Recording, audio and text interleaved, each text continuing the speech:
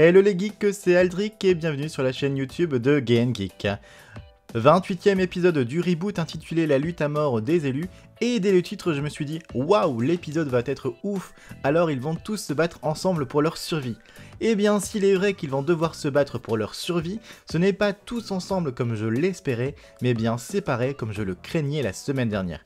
Et oui, la voix off du narrateur disait vrai, il n'aura fallu que quelques minutes qu'une nouvelle pirouette scénaristique n'envoie nos 8 élus aux 4 coins de ce nouveau continent séparés les uns des autres.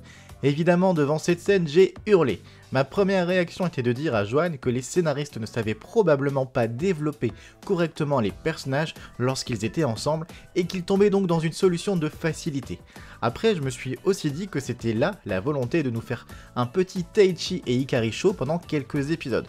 Car oui, Taichi et Hikari sont les deux seuls personnages à être ensemble au début, mais en même temps, la pauvre Hikari n'a pas encore de Digimon, donc il aurait peut-être été un peu compliqué de la lâcher dans la jungle des dinosaures toute seule, mais bon, on reviendra sur Hikari et Taichi juste après avoir évoqué le début de l'épisode. On avait donc laissé notre groupe avec Angemon, le Digimon sacré face à Dark Knightmon, revenu d'entre les morts. Je l'avoue, j'ai trouvé ce face-à-face sublime. La musique qui jouait pour beaucoup, le combat était beau, on avait vraiment les ténèbres contre la lumière, et Angemon est quand même super classe comme Digimon. C'est donc un excellent point qu'était cette partie de l'épisode. Mais jusqu'au drame. Dans son désir de protection, la puissance d'Angemon se déverse et envoie alors dans une sorte de vortex ou quelque chose qui y ressemble tous les élus les uns après les autres. Et c'est ainsi que le groupe va se retrouver séparés les uns des autres. Je l'ai dit plus tôt, c'est tout ce que je craignais. Dois-je rappeler qu'ils sont de nouveau réunis seulement depuis 1 ou 2 épisodes? La seule surprise, c'est que là où je pensais qu'ils seraient dispersés par groupe de 2 ou 3, ils sont tous individuellement seuls avec leurs Digimon respectifs. Car oui, les mélanger élus et Digimon aurait été un petit peu trop osé pour cette série je pense. Je ne sais pas vous, mais ça m'a un peu rappelé l'intrigue de la première série, quand Taichi retourne dans le vrai monde durant un épisode, et que lorsqu'il revient, il doit réunir tout le groupe car chacun s'est retrouvé séparé les uns des autres et seul dans sa propre aventure. Alors oui, c'est légèrement différent ici, mais il y a un petit côté qui me rappelle ça et qui précédait l'arc Vendémon et l'arrivée d'Hikari et Tailmon. C'est donc peut-être un clin d'œil. Dans la dispersion, tout le monde n'aura pas le droit au même traitement de faveur dans cet épisode. Et commençons par Sora par exemple. Elle se retrouve dans un champ visiblement, et temps d'écran à l'apparition, 20 secondes tout au plus. À la différence des autres qui ont le droit à quelques dialogues, une certaine utilité scénaristique ou humoristique, Sora une fois de plus passe complètement à la trappe. Il serait peut-être temps que les scénaristes se réveillent un peu. J'espère vraiment que les prochains épisodes lui donneront une aventure épique ou une consistance qui va nous dire « Waouh, Sora, tu déchires ». Yamato est lui de son côté dans l'action face à des monochromon. Pas de temps à perdre, Garurumon est déjà sur le terrain, bientôt remplacé par son évolution de Were Garurumon. Évidemment, le jeune garçon n'a qu'une chose en tête, retrouver son petit frère Takeru dont il est séparé. Takeru est lui aussi seul avec Patamon. Ce dernier est complètement vidé de son énergie après avoir été Angemon et n'a même plus la force de voler. Takeru semble revigoré, plein d'entrain, d'énergie et sans aucune peur. Donc le développement seul loin de son frère, pour lui risque d'être assez intéressant. Koshiro comme d'habitude est là pour servir d'interprète aux autres personnages ainsi qu'aux spectateurs. Le petit génie nous tient donc au courant de ce qui se passe à travers le monde réel et que les éclairs noirs de ce nouveau continent digital ont une forte action sur le véritable monde, tout comme les Urumon, oui ils sont toujours là dans internet, et qui dévorent les données.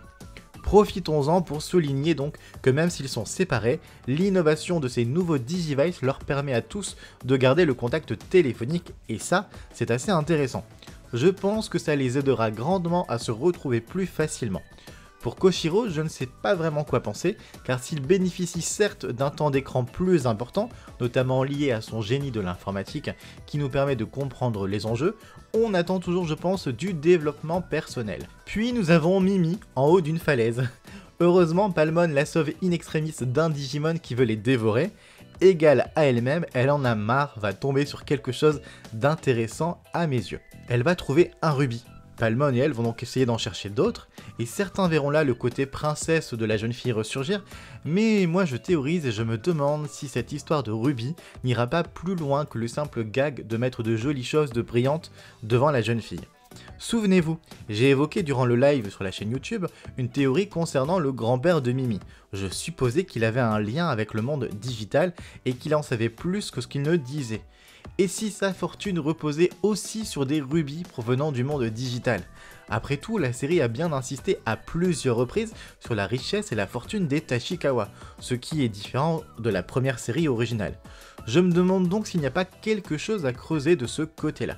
Et puis nous avons Joe qui est en plein repos et en pleine détente dans une source chaude. Alors lui, il est complètement à l'aise. Il s'est foutu à poil et profite pleinement de ce confort, loin de toute bagarre. Et si l'on passe le fait que ce soit un peu what the fuck, alors qu'il vient quand même de manquer de mourir, le gag le rattrape lorsqu'un Anemone apparaît devant lui et que Joe et Gomamon deviennent tétanisés. En bref, on nous tease des petites aventures en solitaire parfois sympathiques, et maintenant qu'ils sont séparés, on n'a plus qu'à attendre de voir ce que ça donnera en espérant que ça ne sera vraiment pas trop centré sur Taichi, qui reste encore une fois au cœur de cet épisode. Séparé des autres avec sa petite sœur, il n'a pas le temps de souffler qu'ils doivent faire face à un Volk Doramon, un Digimon de niveau ultime qui demandera à Agumon de passer en Metal Greymon pour pouvoir le combattre. Chose intéressante, mais l'alliance de la petite sœur et du grand frère va débloquer une puissance lumineuse permettant aux Digimon d'atteindre presque le stade méga de Wargreymon pour venir à bout du méchant Digimon contrôlé par les éclairs.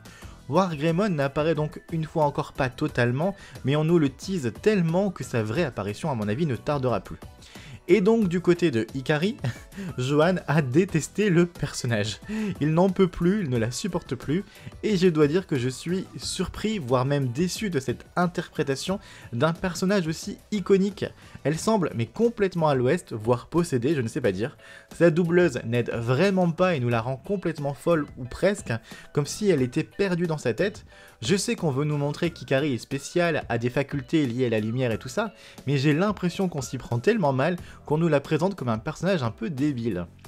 C'est mis en exergue aussi par les commentaires de Johan qui, nouveau dans la franchise, se dit « Mais c'est quoi ce personnage?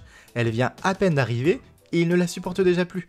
Je suis donc très impatient d'avoir le retour de personnes comme Tifalia, dont Hikari est le personnage préféré, afin de savoir ce que les autres peuvent penser de cette nouvelle version de Hikari. Surtout que la fin de l'épisode est encore plus lorsque Skull Knightmon, dans un tour de passe-passe, kidnappe Hikari dans sa cape, et que cette dernière, comme possédée ou appelée, on sait pas, le suit sans rechigner et s'en fiche mais royalement que son grand frère soit là en bas en train de crier après elle, paniqué et dévoré par l'inquiétude. On théorise, mais j'imagine que derrière tout ça, Skull Knightmon va la ramener auprès de Telmon peut-être, mais toute cette mise en application paraît tellement hasardeuse et bancale que bon, je pense que sans voir la suite, ça sera vraiment difficile pour le moment d'émettre un jugement. Voilà en bref pour cet épisode, et vous qu'en avez-vous pensé, notamment d'Hikari, de la séparation des personnages, quelles sont vos théories et vos attentes pour la suite, dites-moi tout comme d'habitude dans les commentaires, laissez un petit pouce et abonnez-vous si ce n'est pas déjà fait, et à très bientôt.